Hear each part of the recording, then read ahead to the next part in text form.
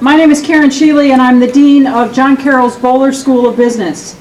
On behalf of John Carroll's President, Father Robert L. Niehoff, S.J., I would like to welcome you to another outstanding offering in the Mellen Speaker Series.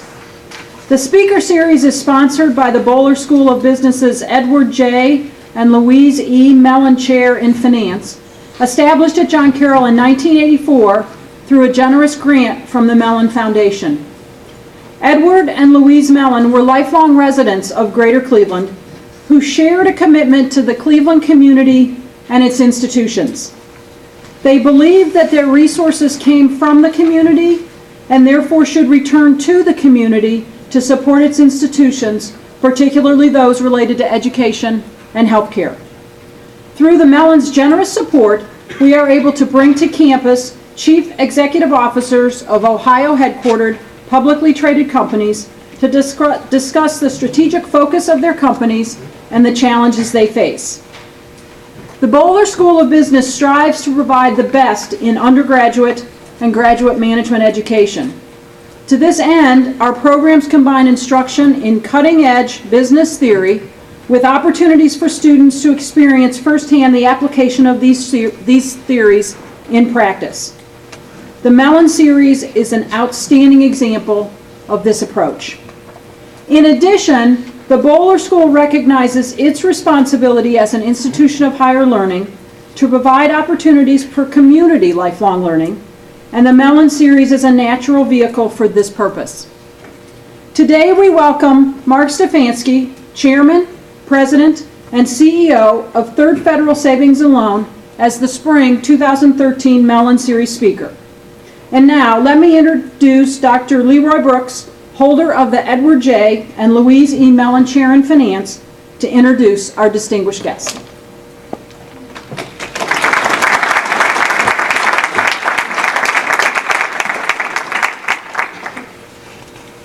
Now for the purpose of the series, I'm very pleased to have Marc Stefanski here as our 56th Mellen Series Speaker. Mr. Marc A. Stefanski is Chairman, President, and Chief Executive Officer of the Federal Savings Financial Corporation. Marc joined Third Federal in 1982, succeeding his father and founder, Ben Stefanski, and as the position of Chairman and Chief Executive Officer, and Third Federal in 1987. Became the Chairman and Chief Executive Officer. Joined in 82, sorry about that. Under Mr. Stefanski's management, Third Federal has become the largest conventional home mortgage lender in Ohio.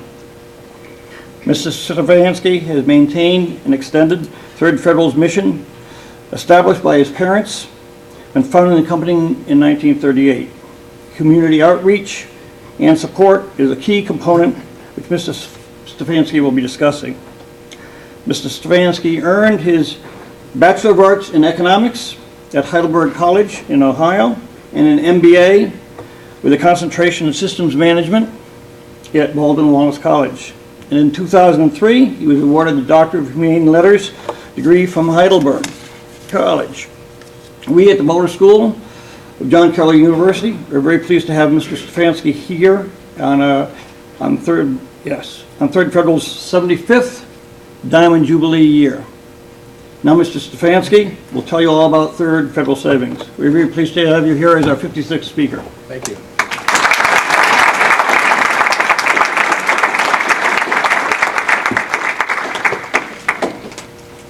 Can you hear me? No. Thank you for the kind words.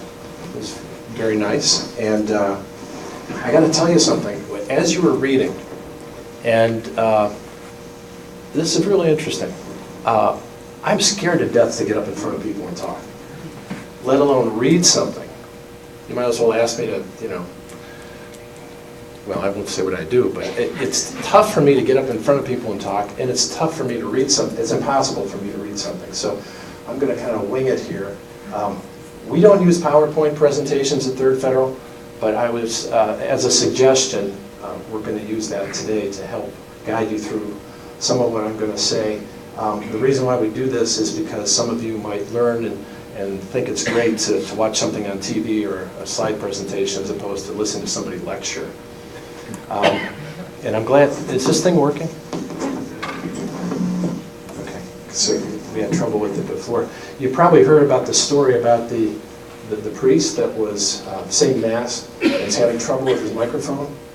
And we get to the point of the Mass where he says, Lord be with you, and the response is supposed to be, and also with you. Well, the microphone wasn't working, and rather than said, Lord be with you, he said, this thing is, there's something wrong with this thing. And the congregation chimes in and says, and also with you. So hopefully there's nothing wrong with me. I just want to welcome all of you here today. It's my pleasure to speak with you about Third Federal. You can learn something, I hope. Something you can take away with you. Well, since I'm not running the slides, Jennifer is. This may go faster or slower, but I'd like to show you our headquarters. Well, we won't do that. But that's it. Okay, then the next slide is, okay, Third Federal was founded by my parents in 1938. They went on their honeymoon in 1937 and applied for the charter. My dad was a banker when before Third Federal got started, and he was in a company that closed actually in 1929. In 1929, when a company closed, and there it goes, Lord be with you. When a company closed back then, it closed for good. You know, you see some signs today when you go to a bank or a store, it might say closed. Well, we don't use closed at Third Federal because that means that's a negative connotation from the Depression. And so we never use the word closed because we're just not open, but we're never closed. And so back then, the life used to be a little simpler and easier. And so my parents applied for the charter on their honeymoon. And then went into, I think they went to Bermuda. They came back and their first baby was born, which was Third Federal.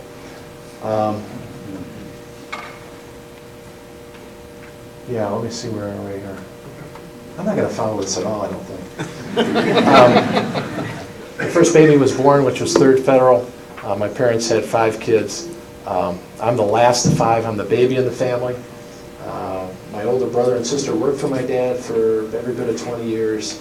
They're no longer with the company. And I kind of think I got this job because I was the only one left. And my dad finally retired in 1987, and then I took over for him. So this is a family business. And it just so happens it's growing into a big family business. We're an $11 billion company in assets, and we do business in probably 20 plus states right now. We specialize in home lending, and we do first and second mortgages. Now, we were never part of the implosion in the subprime market. It's one of those things that when that happens, it's a once-in-a-lifetime horrible thing to have happen to the economy. We've made money every single year throughout this implosion that we had in the housing industry, and from that we learned some valuable lessons. One is you have to lend money to people that can pay you back. How many knew that? You know, this will work better. Yeah, I'm sorry, it's cutting in and out. Is it? Yeah. How's that? Can you hear me now? Should I use both? You get stereo? I'm going to kill this. Sorry about that. Okay. All right. Excuse me.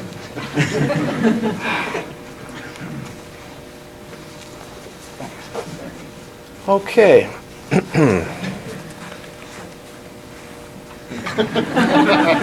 Okay. We have a set of values that we run our company by. And those values are love, trust, commitment to excellence, treating one another with respect, and having fun. We like to have fun with one another, not at someone's expense. Sometimes you can have fun at my expense if I don't do something right. But we like to make sure that no one is really taking the brunt of that fun. Why? Because think about it. Bullying is not exactly the most popular thing right now. It's politically correct not to bully, but isn't that a fundamental value that we all have? This is a Catholic school, Catholic education. But think about it. How many times do you see that going on? It's not okay in the schoolroom. It's not okay at home. It's not okay in the workplace either. So we take a very serious approach to how we manage our company with our values. And that's the single most important thing I want to emphasize with all of you tonight. It's not necessarily about how many loans we made, how big of a company we've gotten to. We just like to emphasize the fact that we are a very, very strongly ethical-oriented company. We like to lend money to people that are going to pay us back, who have down payments, good credit scores. We certainly run our company on our set of values. We make decisions on our set of values. We create products with our set of values. We give performance reviews using our values. We don't have people that are on commission, and we certainly make sure that we don't have quotas, and people will be pushing each other out of the way just to meet their quota. Now, where am I on this? I have no clue. A big part of what we do is our social responsibility. Social responsibility kind of gets the short end of the stick. There's something called CRA, which is a Community Reinvestment Act, which says if you're a bank, you have to do things a certain way. And we always thought it was kind of intuitive.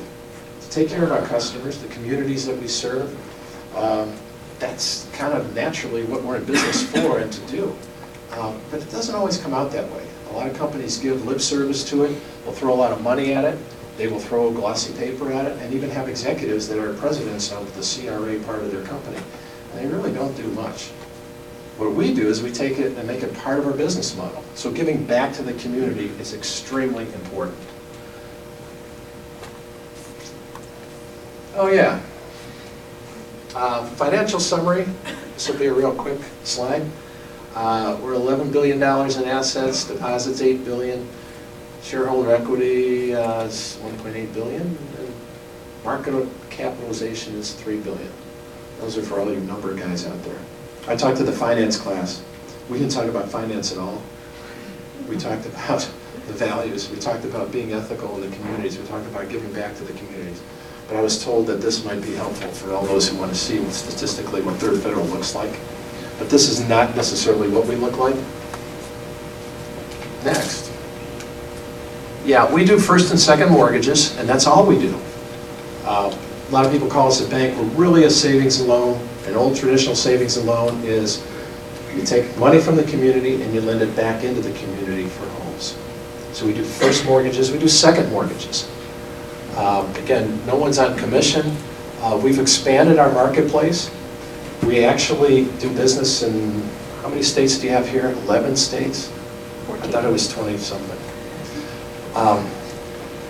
My wife tends to think I embellish a little bit, so if what I say doesn't coincide with what's there, just listen to what I say. There's a book, I can't remember who it's by, but these guys are running these training drills in the military. And this happened in Vietnam, where they're training, and they have a map, and they get off the helicopter, and they get out into the open, and the one lieutenant who's running the show is directing people, and find out there's some chaos, and went to one of his direct reports and said, "What's going on?" And the guy said, "Well, Lieutenant," he said that the map says there's supposed to be high ground here, and there's no high ground. And he turned to him, he said, "Soldier, when the map and the ground don't match up, the map is wrong." It sounds kind of silly, but think about it. How many times do we think about how we want the maps in our mind to read a certain way? You know, you want something to be a certain way, but the reality of it, it's not, and you still try to force the issue. So think about that when you're planning your life, when you're working on things that, hey, if the map is wrong, you're going to have to change. You know, and that's the big thing that's going on in the banking industry is change. How are we going to continue to change in order to survive? What helps if you start with a good foundation, You know, my dad started the company, and after getting burned during the First Depression, his idea was to have more capital than anybody else in the world, and we did that. In fact, we did an IPO in 1987, and we even raised more capital. We took in $1 billion in capital. People bought stock, first ever for Third Federal. And it's a good thing we did that, because we ran into the second, what I would call the second depression, which is what we're all suffering from right now. And the economist in the room will say it's a recession. If housing prices fall 30% in a very short period of time, in our mind, the way we operate and in our business, it's a depression. There's a lot of people that aren't paying their mortgages. A lot of people that have been thrown out of their homes. There's even that guy in Florida, did you see that in Boca Raton? He's a squatter. He lived in the house for $1 million house for a couple weeks. Interesting stuff's happening out there. Let's see what else we got. All right, yeah, next slide. Okay, next slide. Okay. That, actually, there's a good story behind this one. I didn't know you put these in. Thanks, Jennifer. This is having fun with one another. As you can see on the backside of that joke. This dog is a Great Dane. In fact, he's bigger than that now. We lost one of our boxers in February, and we have 5 dogs. I have 5 children and 5 dogs. Everything's nice and even, right? Well, I told my family after we lost one of the boxers in February that, you know, it's time to scale back. You know, no more dogs, no more puppies. And so, you know, everyone said, okay, Dad. Well, April's my birthday. Guess what I got for my birthday? A Great Dane. Now, you would think that a CEO, the chairman and CEO of a big company like this, and we have 1,000 people that work for us, and operating all over the country, that my job is pretty important at the office. It is. But the single most important job I have at home, cleaning up after the dogs. That's my job. Now, if I don't do it well, I'm not going to go into the detail. But yeah, okay, so I guess that's why you put that up there? Shows a sense of balance? Good. We have branch offices in all, major markets in Ohio, Columbus, Cincinnati, Cleveland, throughout Florida on the coast, both coasts, 17 branches. And again, 11 new states that we're doing first mortgages. And I think we did a lot more second mortgages throughout I think it was 18 states when we were doing that. Got one more?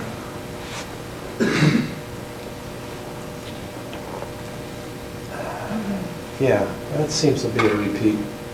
You know, when we did our initial public offering in 2007, we raised $50 million for a foundation. A foundation was created in a big part to give back to the community. Up until then, we were giving money away in the community, and not a lot of people knew about it. We kind of do it covertly, because once you get on everyone's list for donations, guess what? Everyone calls you. So we don't want to be called too much. But we were able to start this foundation, which gives money mostly for education in the inner city. And we have a president of the foundation that's in charge of donating that money. And I will give all the fundraisers here his name later on in the program, so he can call you and not me. But it's been a wonderful benefit for the community. We give at least $5 million out into the community for very, very important and needy causes. And it's not because we have to. Like I mentioned earlier, CRA says you have to do certain things. Or we were doing this kind of stuff before it was a law. We were doing this a lot throughout my dad's history and you know, when I took over. What else do we have here? That's it. That's the lecture. When I was in school, I hated lectures. I always either fell asleep or was really bored, or I couldn't use my cell phone or anything like that because we didn't have them back then. That's probably archaic for you, right? You can relate to that, can't you? Yeah. Anyway, I want to talk about what you want to talk about. I'll be more than happy to try to address and answer most every question. And if I can't do it, I brought some team members with me so they can help elaborate on something. But seriously, what do you want to talk about? Yes, ma'am. Do we have a microphone for those in the audience? I have it. Okay, so let me do this. I feel like Phil Donahue or one of these guys. Thank you so much.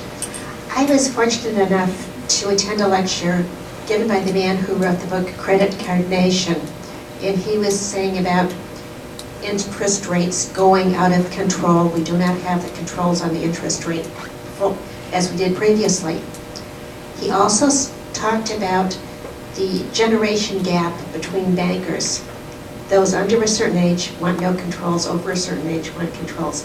I'd just like your feelings on this topic. Okay, I think my feelings have changed from when I was younger to when I'm older. But it's an excellent question because I think as a younger person looks at credit, they might be a little bit more willing to take risks. I think the baby boomer generation was one generation that really proved that they like to take risks. I mean, I'm a part of that, and leverage was a good thing. Having more than one credit card was kind of cool. And the economy was booming for how many years? The one thing that's changed now is the baby boomers' thought process is absolutely completely different. The changes in the economy now, and you saw what happened to the stock market, you saw what happened to real estate values, and people that had worked many, many years to provide for a nice retirement, a lot of that got wiped out. And just because the stock market has come back, it doesn't mean that their earning powers come back too. Their holdings have come back, because in the interim, a lot of people were using what was in their savings to not invest anymore, but just to pay bills to stay afloat. So consequently, the baby boomers used to buy our way out of recessions. The baby boomers are not doing that now. And I think that that's one big thing that you've seen probably across the country, is that when the baby boomers were buying, they were buying everything in sight. Any product and service, they were buying. But that's not happening. And the reason why it's not happening is a lot of us want to retire, and there's not that much to retire on anymore. So to think that the baby boomers are going to buy us out of this recession is ancient thought. In fact, at Third Federal, we're seeing a lot of people coming in, paying off their mortgages, going a shorter term, so they don't have to have that debt hanging over their head. And a lot of times when they refinance and they get some cash, they're paying off other credit card bills or other bills that might have been outstanding. And the killer in the whole process is the fact that housing values have dropped basically 30% across the country. Many are coming back right now, but when you lose 30% of the value or your asset base or your net worth, it stings, it hurts bad. And I think that mindset isn't going to change soon. I think that a lot of folks are worried about how they're going to retire. So I got off on a tangent a little bit. Did I answer your question? Basically, I just wanted your opinion on interest rates. Do you feel we need more control, less controls? Because they seem to be rising without... Yeah, well, I was just talking about what I do, as opposed to what you asked. What are interest rates? I don't know. I think we're at a high risk to have interest rates go up, although the economy is really bad. And if you think about what the Federal Reserve used to do. The Federal Reserve is most of the conservative-minded folks you ever wanted to meet. When I was at most of your ages, when prime would go up, you go up like a 1/4%, and everyone would go, wow.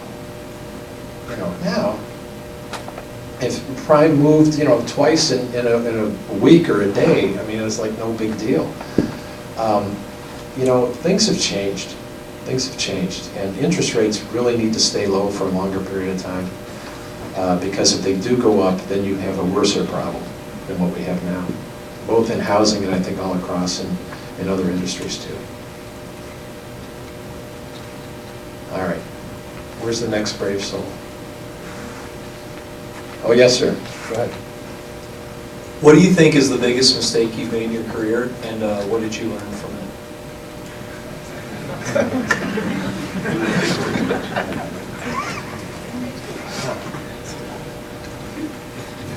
The biggest mistake I made in my career. You're not talking about my wife and the biggest mistake she might have made? Okay. You know, I worked for, my dad and I really never got along in terms of working together, like if we were cutting the grass or something like that, working. He had one way of doing it, and if you weren't doing it his way, it was a problem. So what I did is I went to my brother's swimming pool company and worked for him, which was probably one of the worst things that I ever did. Working for family kind of stinks sometimes. And so I thought I learned from that, and then I went to work for my dad. Actually, it worked out okay, but the short term was kind of gut-wrenching at first. And I think, you know, that seems to be a popular question that you see in the newspapers quite often. You know, what was your biggest mistake? What did you learn? Well, guess what? You know, we're all making mistakes every day. Just ask my wife Rhonda. She is sure that I'm making a lot of mistakes every day. But you know, it's you learn and you grow from those mistakes. And you know, it's funny. My dad never talked about what his mistakes were. I'm trying to follow that. Sometimes it works, sometimes it doesn't. But I can't honestly say that there was one like aha moment where I said, boy, maybe getting another dog was a mistake. But I don't know. I don't really have any defining moment that I can think of that would answer your question directly. Thank you. Okay. Question over here. I'm just wondering if you can comment on how Third Federal behaves differently as a public company versus a private company. Okay, first and foremost, my wife and family and all my relatives know how much money I make. That was a shocker. Well, for all of us. I mean, you know, and in terms of the public, I mean, you all know, you could just look it up. We really actually, accounting and finance bears the brunt of that, I think. And we've actually, I think we added one person, Dave, in your department to help compensate for that, and Paul.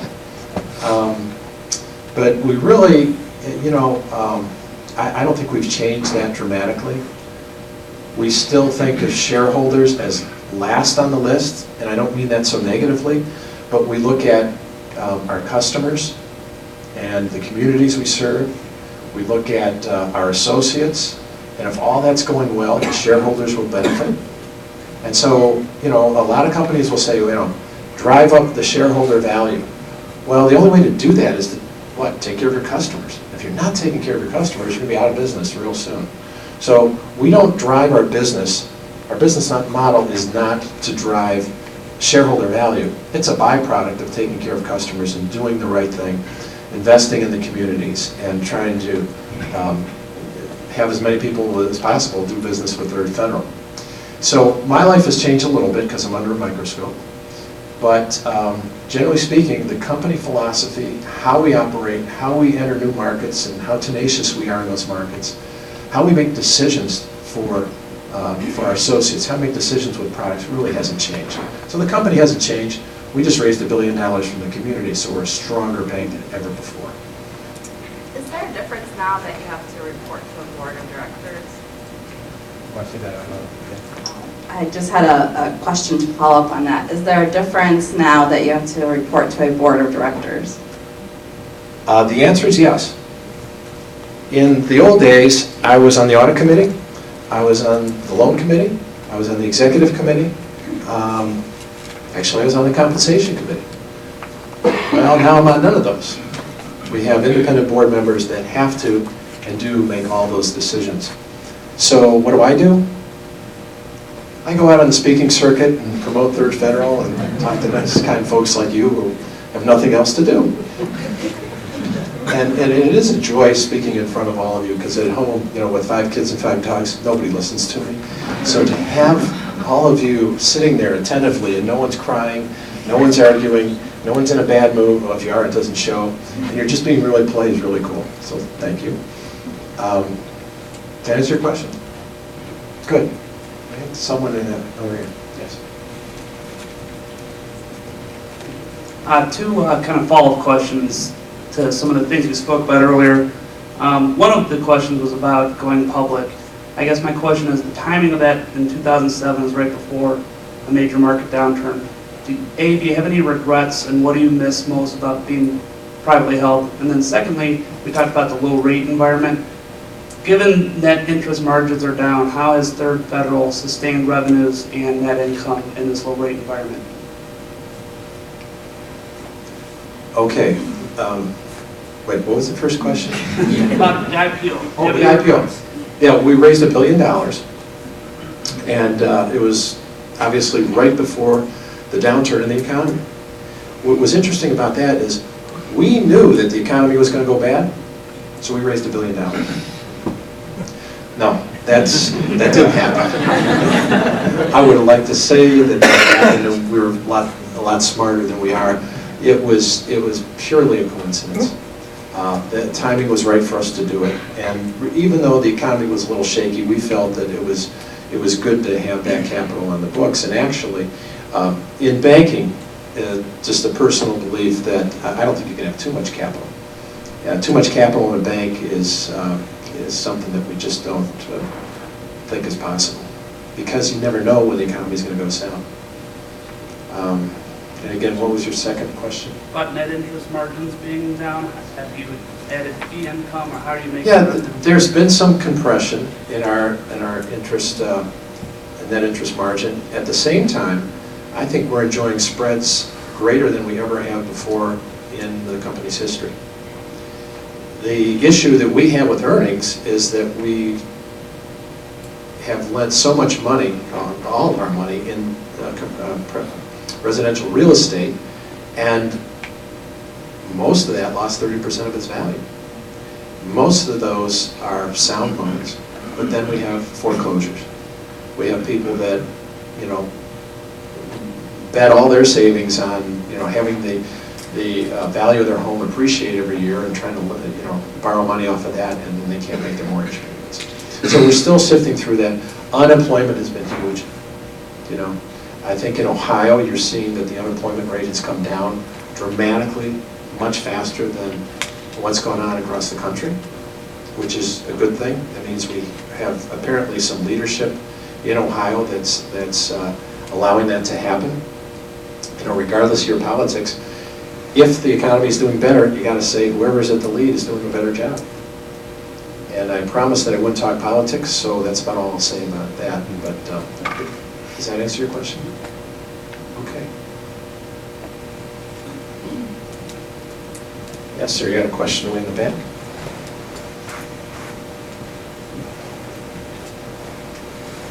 You could have met me halfway. I just had a question, where you see the housing market locally and nationally in the next 20 years. I ask because I'm in the process right now of becoming a residential housing appraiser, so I want to know your opinion. Okay, good question, because real estate values have fallen so far in many markets. What we're seeing in Ohio is a lot of stabilization. It's much better than it was. So that's good. There are parts of Florida, for example, where, you know, we have branch offices that are doing very well.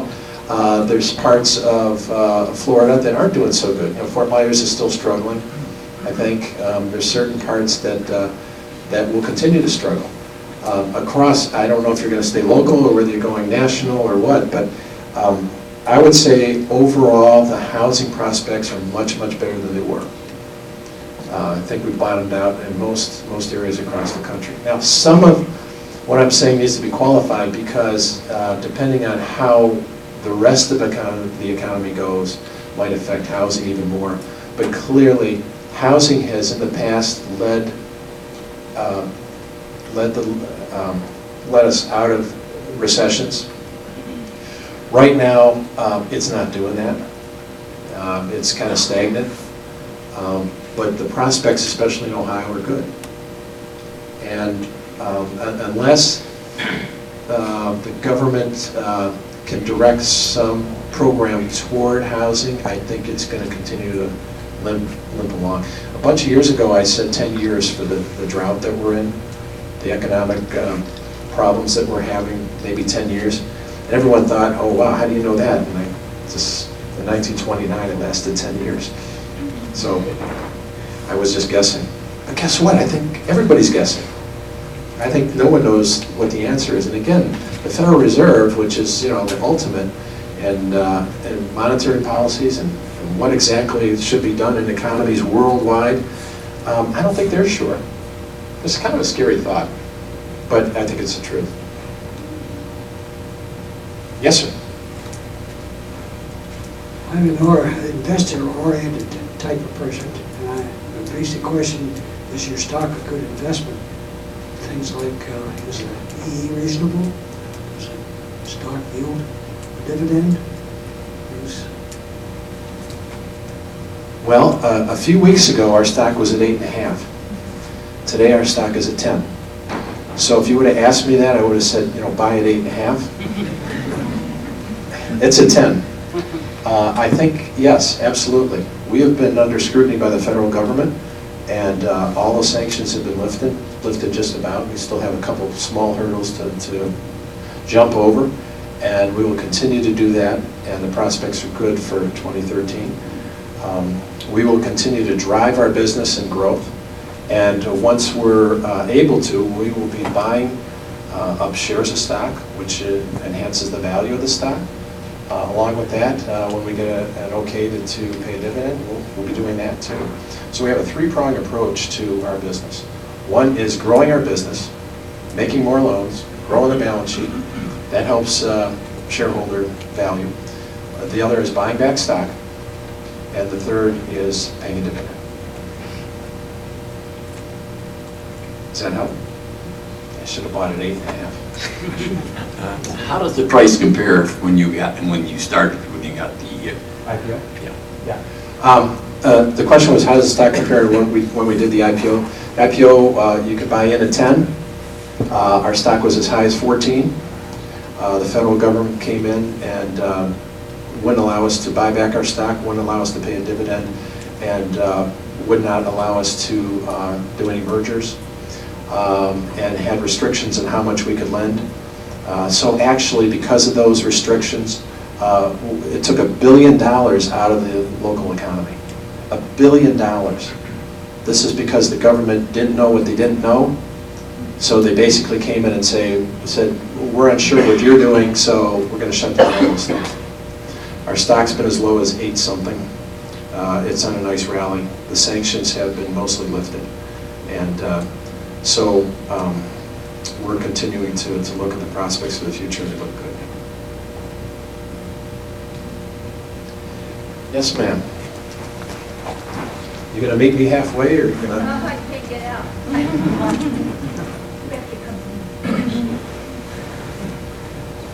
I was just wondering if you could talk about Slavic Village. I know that Third Federal certainly is a great beacon of hope there and an anchor tenant. And what do you see as the future for Slavic Village now, say 5-10 years out?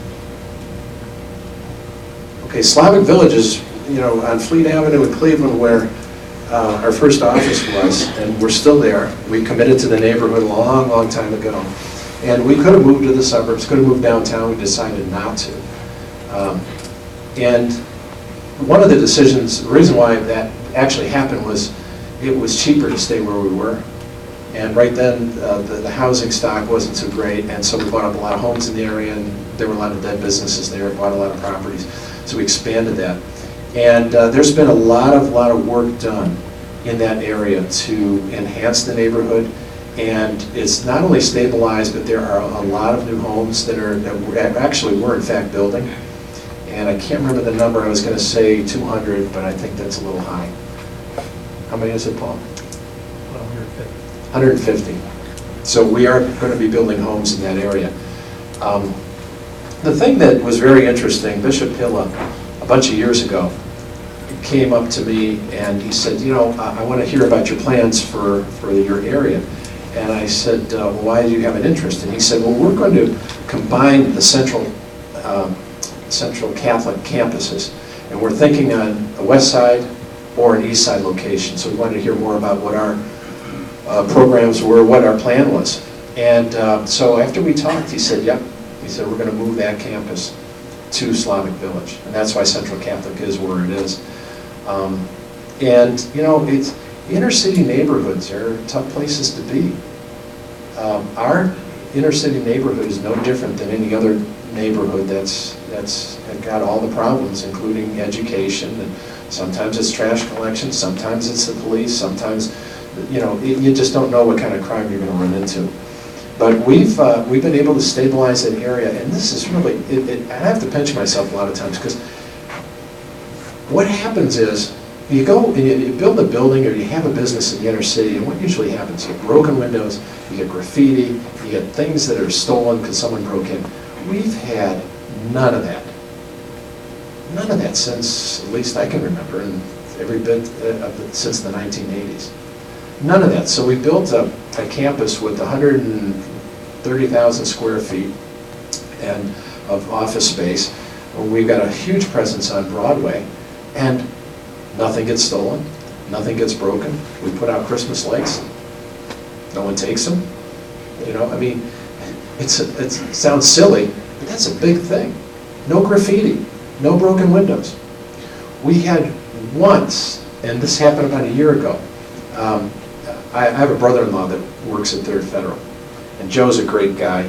He's got, his office is by one of the windows, and there was a gunshot that came through the window. And he wasn't there, although when I came into the department, I saw that. And, you know, in the inner city, that's not necessarily unusual, but it was unusual for us. And I was looking at it, and I said, well, Joe, the only problem is they missed. Everyone laughed then, too. But, yeah, I mean, it's just minimal. And so we continue to grow in that area and provide for more housing. A lot of the people that work at 3rd Federal actually work or live right in the neighborhood. So the prospects are this. Joe Shaffron, who's a family was part of Forest City for many, many years, just bought one of the strip shopping centers there, and that's going to be redone. So there's a lot of good things happening there. But keep remembering it is an inner city, and it continues to have inner city issues. But you know, what it needs is a few restaurants, and of course on Detroit, there's a I can't remember the name of the development, but they did some great things in the city of Cleveland on Detroit and 65th Street. We're hoping to emulate that, but you know, there's no promise there. We can only do what we can do. Another question? Yes, sir. Is the government still forcing the banks to make loans to people who are incapable of paying them back as they did before the financial crisis? Well, the government has new rules, and this is what one of the problems is. Government has decided that they know more and better about what kind of rules or regulations or criteria that you should set up to make a loan to someone. And this gets into what's been called the unintended consequences of the Dodd-Frank bill, for example. And that is, who's going to pay for this? The small banks, community banks that maybe your parents and grandparents did business with, especially in small communities. There's no way they're going to survive. And the reason why is the criteria is so tough. They don't include something like character as part of the criteria for making a loan to somebody. So consequently, you know, in some of these small towns, there isn't a lot of credit, but they have a lot of character, and their families have done business with the company for many, many years, and that's all going to be thrown out. Character is not part of the equation, and if you're not lending according to the criteria, then there'll be penalties that could be invoked on the company and or the directors and officers personally. So the Dodd-Frank bill is really, really lousy for small banks and thrifts and community banks. Any company that's, let's say, less than $7 to $10 billion in assets is going to have a tough time surviving. One of the reasons why is because you have to have a compliance officer. Compliance officers right now might run you $100,000, $125,000 for salary.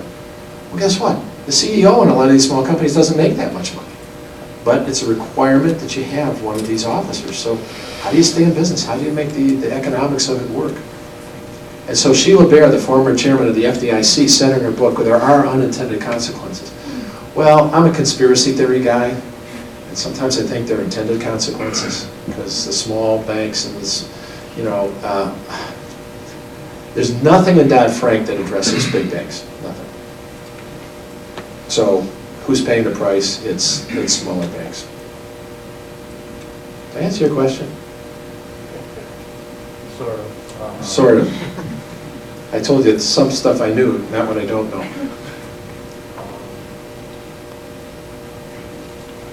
Basically, it's a situation, the way I understood it, it's a situation where the government forced the banks to make loans to people who could not afford to pay them back.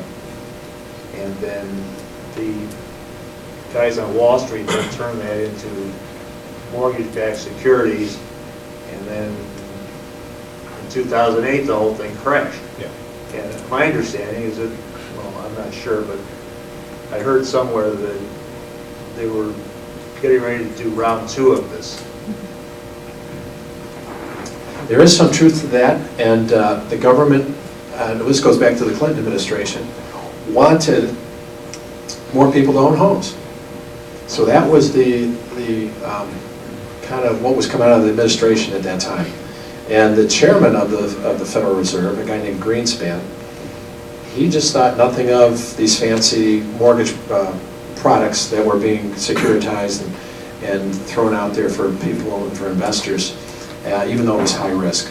So there was a lot of incentive to continue to do that, both from a commission standpoint and from the standpoint of the government backing of Ginnie Mae and Fannie Mae, buying up these loans. And so the risk was spread among all the investors. The originator didn't take the risk, although they got a commission. The bank really wasn't taking the risk because they dumped it on Wall Street. And someone forgot some basic criteria. That is, you lend money to people that can pay you back. And you make sure you have a down payment. And of course, the credit score, which is big now, you have a decent credit score. But what gets trashed along the way is, can these people pay you back? And couldn't pay you back, especially when the economy kind of unraveled. So I would say yes, there's a lot of blame to go around. I'm just wondering, are they still doing this today? Yeah, it's called FHA lending. FHA lending is exactly where subprime was a bunch of years ago, and many of the executives who were involved in FHA or who are involved in FHA lending, either they themselves or their families are running businesses that originate FHA loans. So the bad guys got out of the business because they didn't do what they were supposed to do. Now they're back in the business. FHA lending is one of the highest risk things that we have out there in terms of what the federal government will back.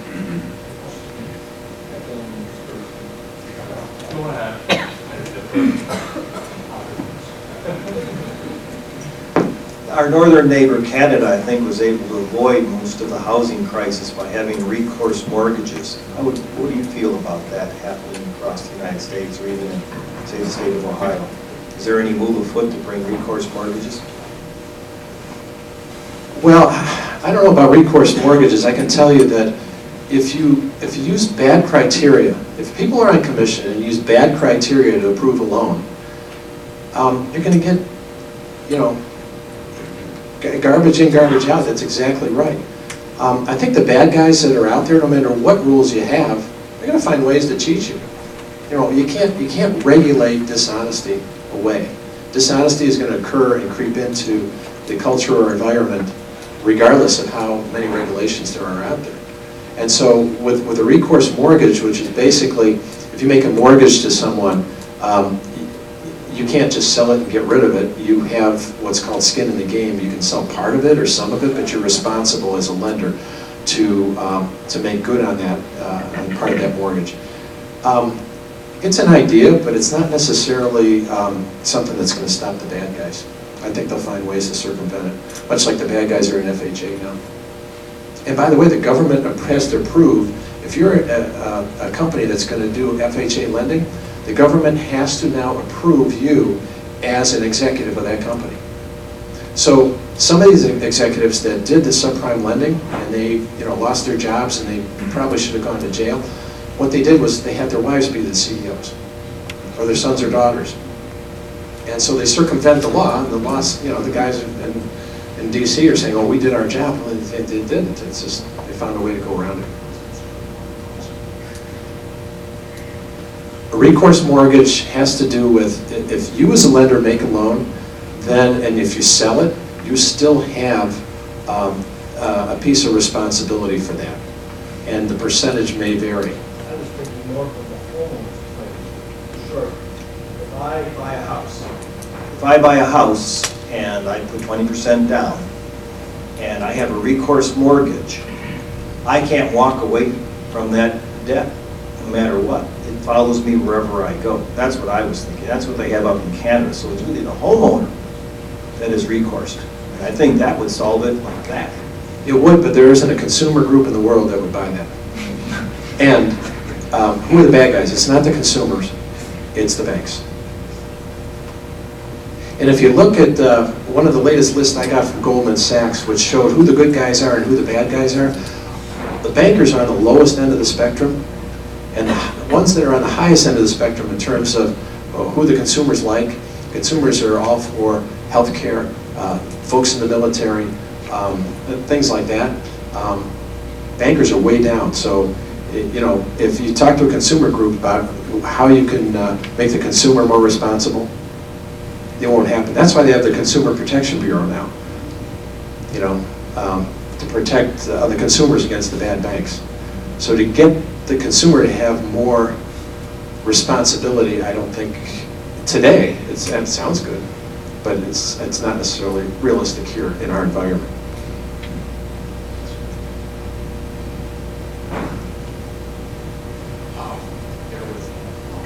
Bear with me. Concussion going on, so getting my thoughts are in from A to B, C are difficult. I got it. No. So it's the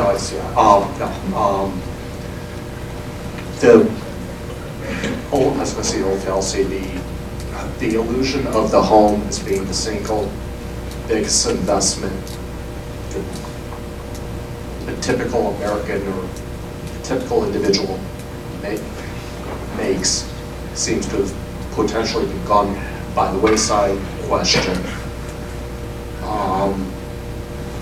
As a mortgage holder, I would say homeowner, I'm still paying a note. But why, where do you see that philosophy, where do you see that mindset going at this point? Because I'm going to stop right there because I can't be on. I think Sure. The American dream of home ownership, I think, is what you're trying to address. And I think it's alive and well. It's maybe gone asleep a little bit. But like my dad used to say, there's three things in life that people want to need. Food, clothing, and shelter.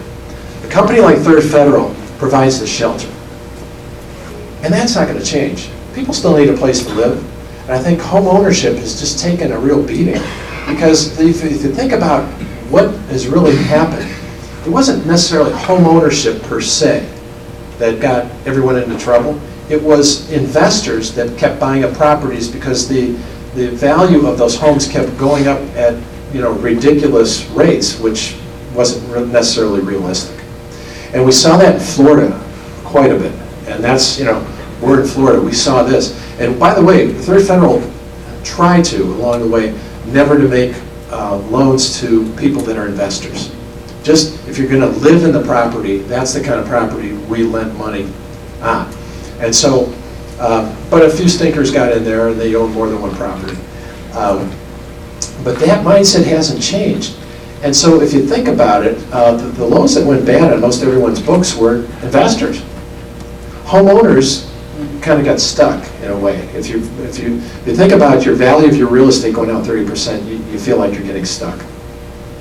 But despite what you might have seen on 60 Minutes, I tell you, if we had one, I'd be shocked and surprised of the homeowners that actually said, but the value of my property's gone down, so I'm going to walk away from the mortgage. We didn't see that at all. Why? Because these people live in the house. If you leveraged your property, if you bought more than one property and borrowed on another property, and it was a chain that it was based on equity improving, and all of a sudden you lost all that equity, you'd walk away too. But our customers, this is one of the ways we avoided the pitfalls of what went on. Our customers all lived in their homes. So who in the heck's going to walk away from their home?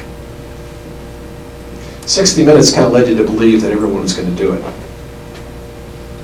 I didn't write them a letter because I didn't want to talk to them. Last thing we need is 60 Minutes here.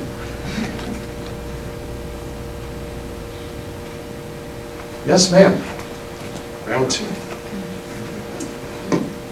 What kind of skills, experience, or education does one need to succeed in banking industry or as a CEO? Yeah, we talked about this earlier. I taught the finance class, and all we talked about were our values. All we talked about was building relationships. The single most important thing you can do in your personal life and business life is build those relationships. And relationships are built on a set of values: love, trust, commitment to excellence, treating one another with respect, having fun with one another. Those are hardcore values that I think are being lost in today's society. Just watch TV. All the gazillion channels we have. A school like John Carroll puts values first, and then all the technical skills are taught. But values and relationships are extremely important. There's a guy, a good friend of mine, Joe Ehrman. Joe Ehrman was a former football player whose first book was called The Season of Life. And he talks about two important things, how all of us could be judged or should be judged at the end of our lives. One is, how do we build our relationships? How good of a mother or father were we? How good of a brother or sister? How good of a friend? How good of a teacher? How good of a teammate were you? That will show you the value of your relationship and the value of your life. The second piece is committing to something that's bigger than you, committing to a cause that is bigger than you, something that you can give back to the community, or give back to a group of people that might be less fortunate than you. Those are some fundamental values that I think if anyone learns a lesson, we could all learn a lesson from that. I try to instill that in my family, and I think it's working a little bit. But it doesn't seem like that is value-based learning, value-based businesses, ethical principles in business seem to be going somewhere, and it's not necessarily in the forefront of many of the schools that are teaching. I know it's in the forefront here. I had the honor of sitting among a group of professors before we met here this afternoon, and it was refreshing to hear all that. Let me tell you something, people in Washington, and I think people in New York and Wall Street, they think we're really dumb. I don't think so. I don't think so for 1 minute. There's too much at stake, and the influence that you and I might have on young people is too important. It's too important, because most of you guys are going to be the leaders real soon in this world. And good luck. It's going to be a real challenge. As I hate to quote Trevisano, who's on 1100, but he says, "I live in a world I don't understand." And I'm telling you, it's hard. It's hard to figure out where this is all going. We're in the United States. why politics has divided so many of us is just beyond me. Because we're not going to get ahead unless we complement one another. And we take a more synergistic approach, and synergy is 1 + 1 = 3. You know, it's how do we build something together, and you're not going to do it unless you have a set of values. Couple questions in the back.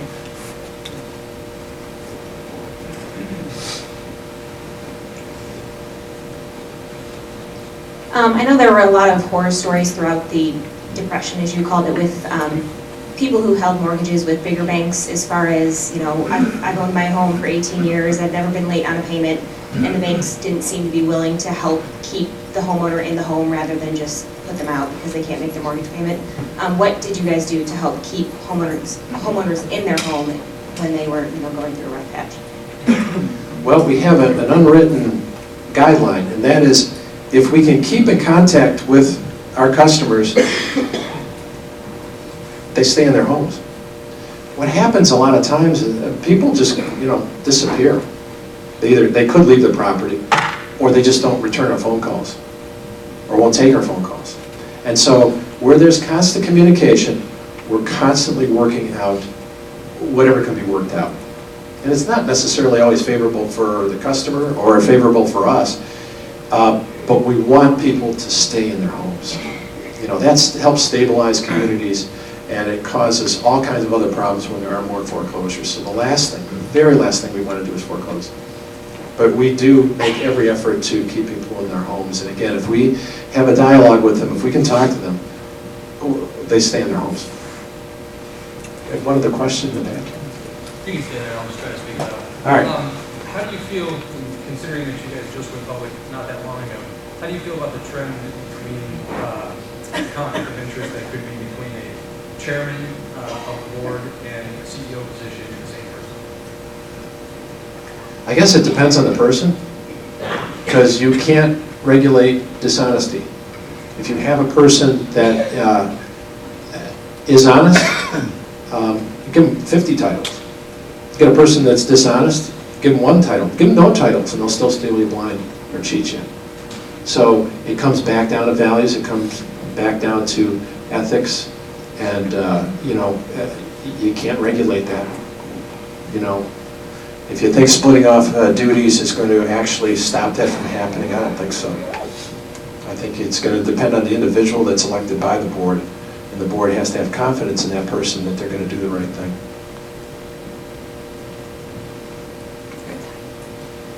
No, that's fine. Just going to close out. Thank you much.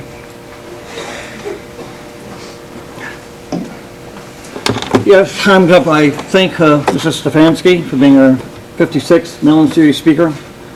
Informative, educational, enjoyable. Pleased to have you here for 3rd Federal.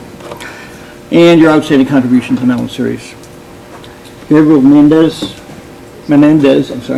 has tokens of our appreciation for being here with us today. Oh, thank you. You're welcome. Appreciate that. Thank you, Gabriel. Should I open it now? No, you can wait now.